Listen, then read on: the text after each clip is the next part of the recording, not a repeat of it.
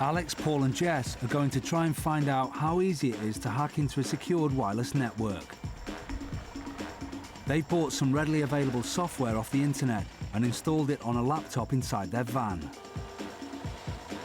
All they have to do now is cruise around a residential area until they pick up a good enough signal to begin the wireless hijack. How is it? It's a good one. Stop here. Yeah, I got 3. Right. 4. Radio signals from wireless networks may not be very strong, but depending on where the base station is located in the house, it's sometimes possible to pick up several different networks in one spot out on the street. It's very much like watching a TV program. You basically tune into the appropriate channel, and so long as you're tuned into it, you can see what's happening.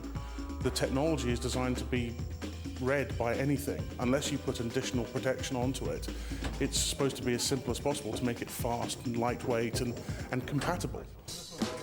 There's 3 in the area, but this one's got a lot going on right now. They're actually making a bet on putting a bet on that. On this street, the hustlers have managed to pick up signals from 4 different houses. Most homeowners don't even bother to protect themselves with a password, which is the equivalent of leaving your back door open to a hacker.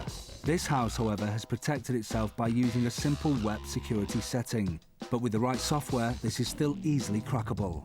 All it takes is a couple of minutes to decode their password settings and the hustlers are in. We've got access to his entire server, so if we want, we could download information or transmit information on his bandwidth.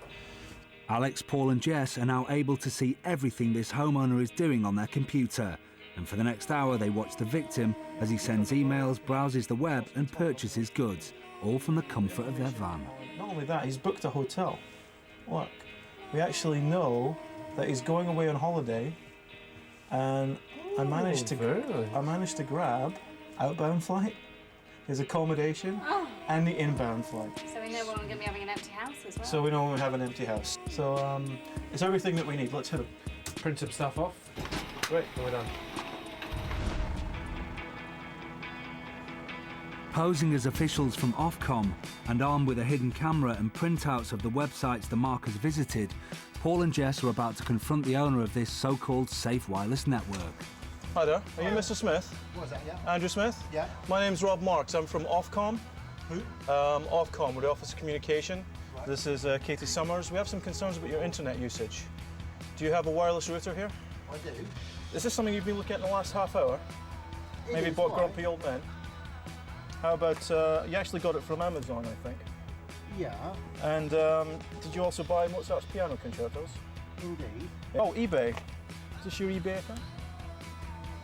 It is, but I've not used that at all recently. Yeah, but we still have access to that. And we also noticed that you booked a holiday. Are these the dates that you'll be away, Mr. Mark? You're standing on my doorstep of my house telling me that you know that I've booked a holiday. And I know when you're going to be away. I know exactly when your house is going to be empty. Exactly. What you should really be wondering is how dangerous this could be. Because somebody could park themselves outside of your house. Yeah. They could get access to your internet server, and from your IP addresses, they could launch an attack on the internet, send a virus out, which if it were to damage the financial institutions of this country, the police would track it back to you. How have you got this information then? What we've done is be able to get access to your network and see everything. Paul explains how he got access to what Mr. Smith thought was a secure wireless network. He used software readily available on the internet, and he bought a wireless network adapter for a laptop.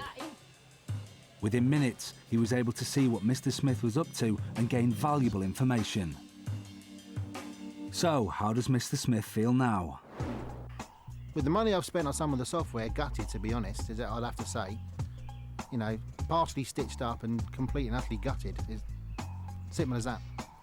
When I was told about going on, you know, that I'm going on holiday, I was just in disbelief.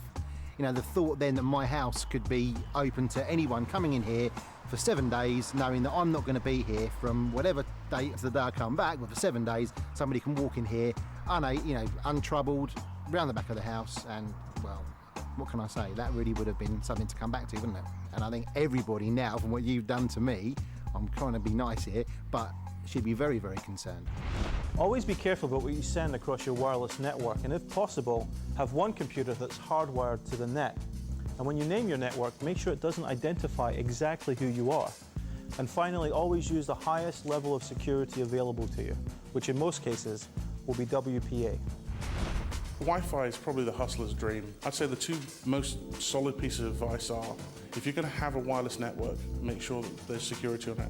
Enable WPA, which is a good system of security that you can have on wireless, and enable MAC address filtering. What MAC address filtering does is says only specific machines are allowed to come in, nothing else.